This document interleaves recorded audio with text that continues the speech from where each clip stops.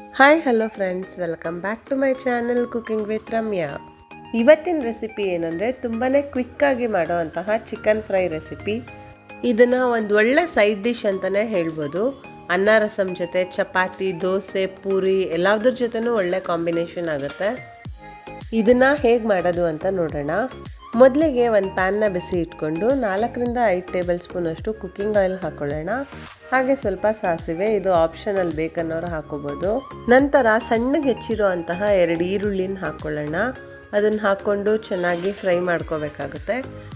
Gas ಫ್ಲೇಮ್ನ ಲೋನೇ ಇಟ್ಕೊಂಡು colour change ಆಗೋವರೆಗೂ ಸ್ವಲ್ಪ ಫ್ರೈ ಮಾಡ್ಕೊಳ್ಳಿ. ನೋಡ್ತಾ ಇರ್ಬೋದು, ಈಗ ಆನಿಯನ್ ಎಲ್ಲ ಸ್ವಲ್ಪ ಟ್ರಾನ್ಸ್ಪರೆಂಟ್ ಆಗಿದೆ.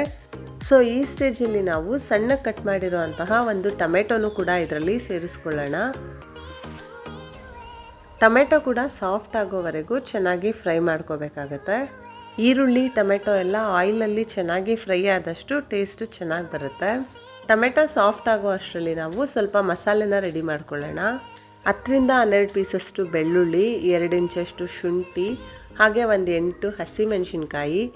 ಇದಿಷ್ಟನ್ನು ಸ್ವಲ್ಪ ನೀರು ಹಾಕ್ಕೊಂಡು ತರಿಯಾಗಿ ರುಬ್ಕೊಂಡು ಬರಬೇಕು. ನೋಡಿ, ಇಷ್ಟ ಆದರೆ ಸಾಕು.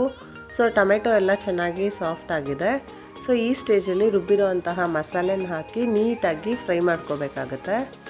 ಶುಂಠಿ, ಬೆಳ್ಳುಳ್ಳಿ ಹಾಗೆ ಹಸಿಮೆಣಸಿನ್ಕಾಯಿದ್ದೆಲ್ಲ ಹಸಿ ವಾಸನೆ ಹೋಗೋವರೆಗೂ ಚೆನ್ನಾಗಿ ಫ್ರೈ ಮಾಡ್ಕೋಬೇಕು. ನೆಕ್ಸ್ಟ್ ನಾವಿದಕ್ಕೆ ಒಂದು 3/4 kg ಸ್ಕಿನ್ ಔಟ್ ಚಿಕನ್ನ ನಾನು ಇದರಲ್ಲಿ ಸೇರಿಸ್ಕೋತಾ ಇದ್ದೀನಿ. ನೋಡಿ, ಕ್ಲೀನಾಗಿ ವಾಶ್ ಮಾಡಿರೋ ಅಂತಹ ಚಿಕನ್ನ ಇದರಲ್ಲಿ ಸೇರಿಸ್ಕೋತಾ ಇದ್ದೀನಿ. ಇದಕ್ಕೆ ಒಂದು ಅರ್ಧ ಟೀ ಸ್ಪೂನಷ್ಟು ಅರಿಶಿಣನ ಹಾಕ್ಕೊಂಡು ಚೆನ್ನಾಗಿ ಮಿಕ್ಸ್ ಮಾಡ್ಕೋಬೇಕಾಗತ್ತೆ.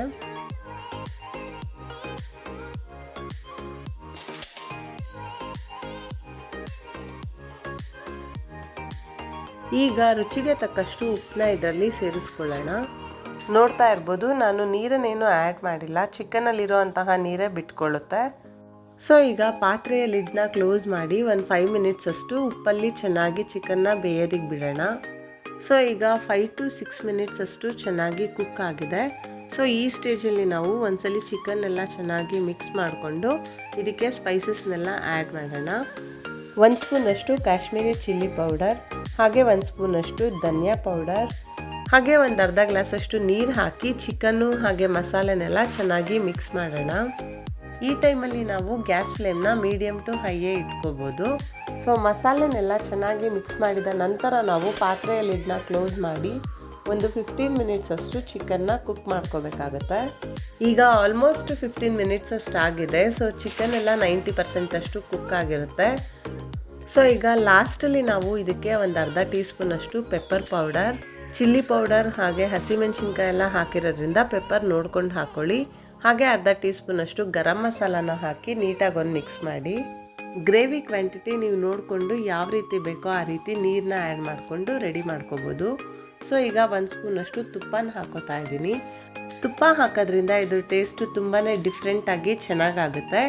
ಲಾಸ್ಟಲ್ಲಿ ನಾನೀಗ ಸಣ್ಣಗೆ ಹೆಚ್ಚಿರೋ ಅಂತಹ ಕೊತ್ತಂಬರಿ ಸೊಪ್ಪನ್ನ ಇದರಲ್ಲಿ ಸೇರಿಸ್ಕೊಂಡು ಮಿಕ್ಸ್ ಮಾಡ್ಕೋತಾ ಇದ್ದೀನಿ.